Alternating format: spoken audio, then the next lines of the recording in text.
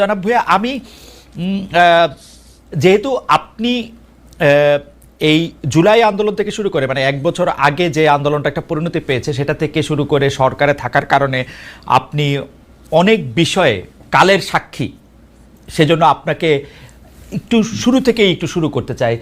জনাব আসিফ মোহাম্মদ সজীব ভাই, আপনি কি করে উপদেষ্টা হলেন? মানে আমি প্রশ্নটা এরকম করে করি, আপনার নাম উপদেষ্টা হিসাবে কে প্রস্তাব করলো বা কিভাবে আপনি উপদেষ্টা পরিষদে গেলেন? 5 আগস্টের পর যখন সরকার গঠন প্রক্রিয়া চলছিল, 5 থেকে 8 আগস্ট এই সময়টাতে, 5 আগস্টে আমরা সবাই একটা জায়গায় তো একমত ছিলাম যে প্রধান উপদেষ্টা হবেন ডক্টর মোহাম্মদ ইউনূস, কিন্তু বাকিদের বিষয়টা ঠিক ছিল না। তবে আমাদের কিংবা তখনকার যারা সমন্বয়ক সবার একটা এক্সপেরিয়েন্স হচ্ছে, দেখা গেছে আমাদের 69-এর গণঅভ্যুত্থানে ছাত্রদের অবদান আছে, 90-এর গণঅভ্যুত্থানে ছাত্রদের গুরুত্বপূর্ণ অবদান আছে, তারা জীবন দিয়েছে। কিন্তু পরবর্তীতে দেশ গঠন প্রক্রিয়ায় বা সেটাতে ছাত্রদের অংশীদারিত্ব না থাকার কারণে দেখা গেছে যে ছাত্রদের ভাগ্যের আসলে কোনো পরিবর্তন হয় নাই।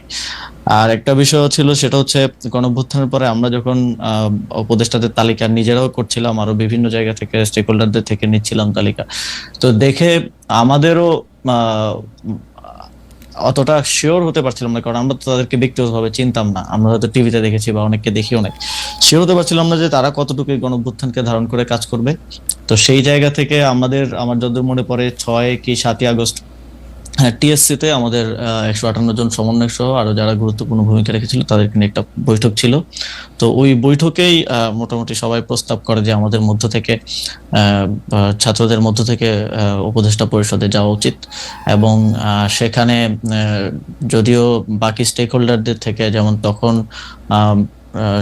সেনাবাহিনী একটা স্টেক হোল্ডার ছিল, তারপরে রাজনৈতিক দলগুলো স্টেক হোল্ডার ছিল, তো উপদেষ্টা পরিষদে যাওয়া উচিত। তো সব দিক থেকে হচ্ছিল যে 2 জন গেলে, তারপরে সেখানেই সবাই মিলে সিদ্ধান্ত নেয় যে নাহিদ ভাই এবং আমি উপদেষ্টা পরিষদে যাব প্রাথমিকভাবে। পরবর্তীতে তো মাহফুজ ভাই মাননীয় প্রধান উপদেষ্টার বিশেষ সহকারী হন এবং পরবর্তীতে উপদেষ্টা হন।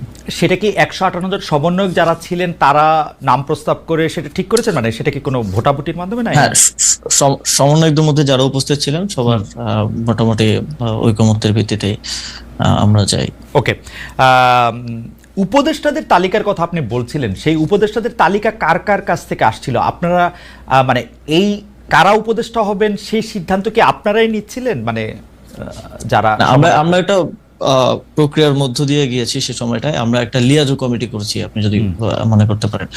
সেটার লিড দিচ্ছিলেন আমাদের বর্তমান উপদেষ্টা মাহফুজ আলম এবং আরো 4-5 জন যারা বিভিন্ন সোসাইটির বিভিন্ন সেক্টরের সাথে বিভিন্নভাবে সম্পৃক্ত ছাত্রদের মধ্য থেকেই।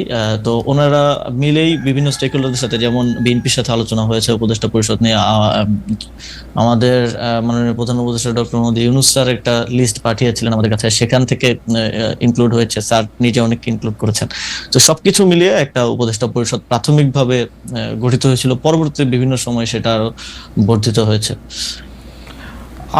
তার মানে হচ্ছে যে আপনারা বিএনপির একটা লিস্ট, জামাতের একটা লিস্ট, প্রফেসর ডক্টর মোহাম্মদ ইউনূসের একটা লিস্ট, সবগুলি নিয়েই মোটামুটিভাবে আমরা যেটা আপনাদের কাছ থেকে জানতে পেরেছি বিভিন্ন সময়, বা উপদেষ্টারাও বলেছেন যে একটা সবগুলি নামের মধ্যে থেকে যে নামটা কমন বা যে নামটা নিয়ে বিতর্ক সবচেয়ে কম, এরকম নামগুলি আপনারা খুঁজছিলেন। ফাইনালি আপনারা যে উপদেষ্টা পরিষদটা পান, সেই উপদেষ্টা পরিষদটা যেই সময় আপনি শপথ নিলেন, যাদেরকে দেখলেন বা তাদের নাম শুনলেন, সেটা নিয়ে আপনারা মোটামুটি সন্তুষ্ট ছিলেন সেই সময়? এখন পর্যন্ত আসলে সত্যি কথা বলতে গেলে সেই উপদেষ্টা পরিষদের 50-60% মানুষকে আমরা চিনি, আর এর বাইরে অনেকে হয়তো আমরা চিনিও না। কিন্তু ঐকমত্যের ভিত্তিতে বা আমরা সোশ্যাল মিডিয়া কিংবা গুগল ঘেটে দেখেছি যে তাদের প্রোফাইল কিরকম, যেমন এমনও অনেকের নাম আসছে